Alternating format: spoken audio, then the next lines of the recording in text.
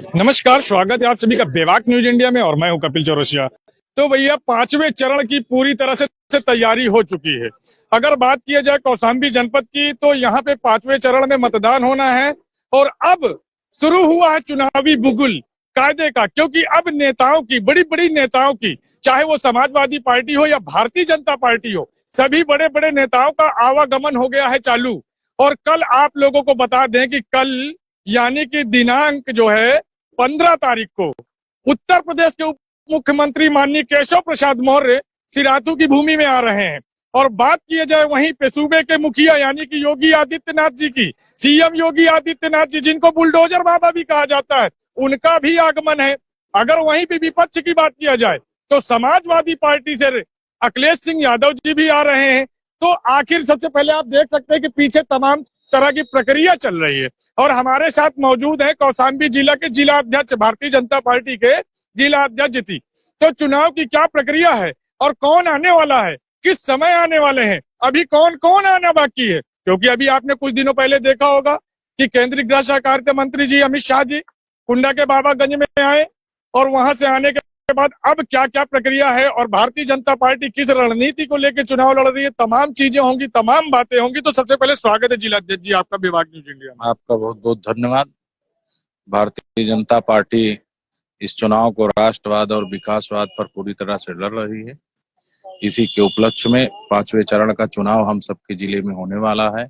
कौशाम्बी लोकसभा का चुनाव भी 5वें चरण में है और उस चुनाव में लोकसभा की जनता को संबोधित करने के लिए उत्तर प्रदेश के विकास पुरुष, जो पिछले सरकार में लोक निर्माण मंत्री रहे, जिनके समय में कौशाम्बी सहित पूरे प्रदेश में सड़कों का जाल बिछा और मजबूत सड़कें बनाई गई, कनेक्टिविटी की गई। कल वो दोपहर को 12 बजे कृषि मैदान सैनी में और दोपहर 2 बजे आज सरदार वल्लभ भाई पटेल इंटर कॉलेज सरायकिल में बड़ी जनसभा को संबोधित करेंगे। आप सबसे सादर आग्रह भी है कि दोनों स्थानों पर एक सिराथू विधानसभा का कार्यक्रम है, एक चायल विधानसभा का कार्यक्रम है।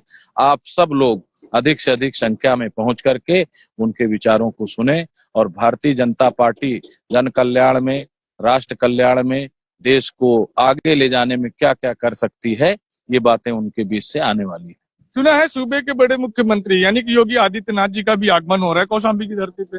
हाँ, हमारे आदरणीय योगी आदित्यनाथ जी महाराज का भी आगमन 16 मई को मंझनपुर के टेम्पो स्टैंड के सामने जो मैदान है वहां पर 16 मई को आगमन हो रहा है। योगी आदित्यनाथ जी जब से उत्तर प्रदेश के मुख्यमंत्री बने हैं, पूरा प्रदेश अपराध मुक्त है और पूरे प्रदेश में माफियाओं और गुंडों का सफाया या तो वो जेल में है या तो या तो या तो या तो या तो ऊपर हैं। तो इसलिए जो कानून की व्यवस्था उनके राज्य में स्थापित हुई है, उसको देख करके जनता उनको सुनने के लिए आएगी। और मेरा भी आग्रह है आप सब लोगों से, आप सम्राट नागरिकों से, कि 16 मई को दोपहर 1 बजे टेम्पो स्टैंड के सामने मंझनपुर पहुंचने का कष्ट करें और विकास के पथ पर प्रदेश को ले जाने वाले हमारे महाराज योगी आदित्यनाथ जी, कानून व्यवस्था को पटरी पर लाने वाले महाराज योगी आदित्यनाथ जी, भ्रष्टाचार को जीरो टॉलरेंस पर ले जाने वाले महाराज योगी आदित्यनाथ जी कौशाम्बी में पधार रहे हैं।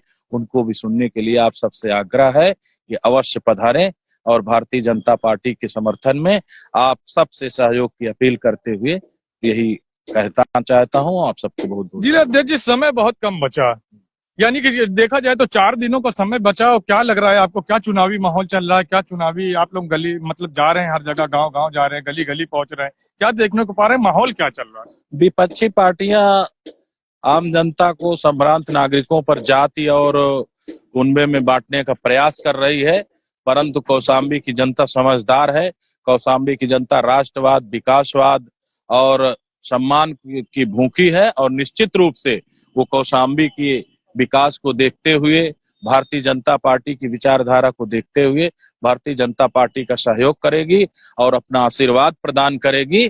तीसरी बार कौशाम्बी से विनोद सोनकर सांसद बनेंगे और तीसरी बार देश के प्रधानमंत्री आदरणीय नरेंद्र मोदी जी बने। वहीं पे पुष्पेंद्र सरोज जी कह रहे हैं, जो कि समाजवादी पार्टी गठबंधन से उन्होंने यहाँ के प्रत्याशी, उनका कहना है ये लड़ाई मान सम्मान की हो गई, जनता हमारे साथ है, हमारी तरफ से जनता लड़ रही भारतीय जनता पार्टी से। उनका व्यक्तिगत मान सम्मान होगा, लेकिन भारतीय जनता पार्टी के लोगों के लिए राष्ट्र का सम्मान सर्वोपरि है और भारतीय जनता पार्टी राष्ट्र सम्मान की लड़ाई लड़ रही है, उनके सम्मान की लड़ाई नहीं। उन्होंने कहा कि कोई भी विकास नहीं हुआ, आप लोग धर्म की राजनीति कर रहे हैं, विकास राम के नाम पे वोट मांग रहे हैं। अगर आप लोगों ने वाकई काम किया तो विकास के नाम पे वोट मांगिए ना। तो हम तो विकास के नाम पे ही वोट मांग रहे हैं। मैंने अब एक बार राम का नाम लिया क्या आपकी बात में?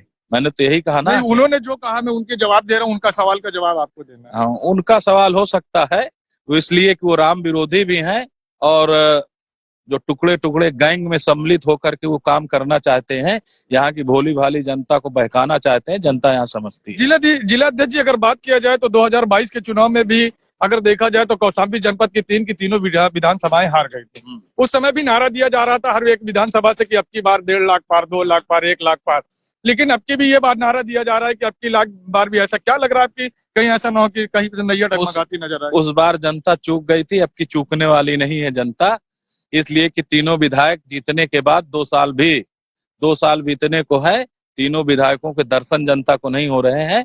जनता पछता रही है और जनता को इन्होंने बरगला करके कि हमारी उत्तर प्रदेश में सरकार बनने जा रही है, जनता के साथ धोखा अध्यक्ष जी, एक बड़ी बात और है, मैं आपसे ये जानना चाहूंगा, क्योंकि कहते हैं कि जयचंदों की भूमि है, कड़े की अगर बात किया जाए तो राजा जयचंद का किला भी था और तमाम यहाँ भीतर घात का सिस्टम बड़ा होता है, तो क्या लग रहा है आपकी 2022 में भी तमाम तरह की बातें सुनने को मिली है? क्या ऐसा कोई प्रक्रिया? ऐसा मेरा तो सीधा सबसे कहना है कि जयचंदों की जो बात करते हैं वो बात अपनी जगह हो सकती है, लेकिन मैं कौशाम्बी की सम्मानित जनता से कहना चाहता हूं कि अगर हम पृथ्वीराज से नाराज हैं तो उसका विकल्प मोहम्मद गोरी नहीं हो सकता। इसके आगे मैं कुछ नहीं कह सकता। तो आपने देखा कि जिला अध्यक्ष जी थे जिन्होंने एकदम साफ पुष्टि कर दी है, बिल्कुल साफ उन्होंने अपनी पुष्टि कर दी है और उन्होंने बड़ी बेबाकी से अपनी राय रखी। और देख लीजिए कि सीएम योगी, उत्तर प्रदेश के मुखिया सीएम योगी आदित्यनाथ जी की आने की तैयारी यहाँ पे चल रही है।